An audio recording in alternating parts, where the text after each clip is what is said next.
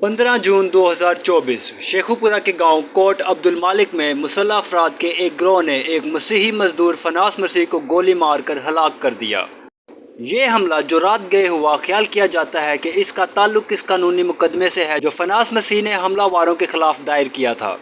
Coat Abdul मालिक का रहायशी 45 साल फनास मसीह अपने ख़ानदान की कफालत के लिए मुकामी मिस्त्रियों के साथ बतौर मजदूर काम करता था, जिसमें इसकी अहलिया रुखसाना और इनके 4 बच्चे, 2 बेटे और 2 बेटियां शामिल हैं।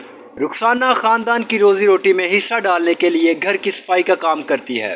ये सान्या उस वक्त सामने आया जब फनास मसीह ने अपने दोस्त की मोटरसाइकिल और उसकी बीवी की सोने की बालियां चोरी होने के वाक़े के बाद मुल्ज़मान के खिलाफ कानूनी मुकदमा दर्ज कराने में एक दोस्त की मदद की।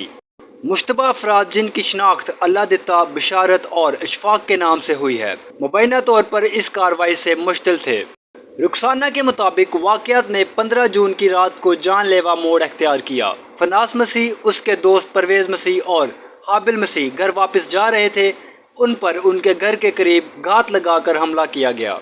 हमलावार मुख्तलिफ असला लेकर अंधेरे की आड़ में करीब पहुंचे और फनास मसीह पर फायरिंग शुरू कर दी, जिसके सीने और कमर में गोलियां लगी। फनास मसीह जख्मों की ताब न लाते हुए चल बसा।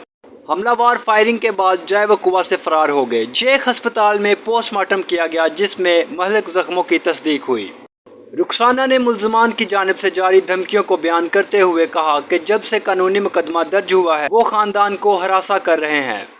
उसने इंसाफ का मुतालबा करते हुए हुक्काम पर जोर दिया कि वो हमलावारों को गिरफ्तार करके कानून की मुकम्मल हद तक सजा दें।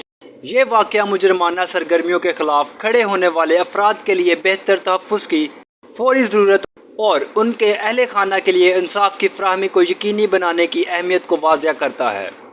मालूमात का काबिल एतमाद ज़रिया CRC। जुड़े रहें CRC के साथ।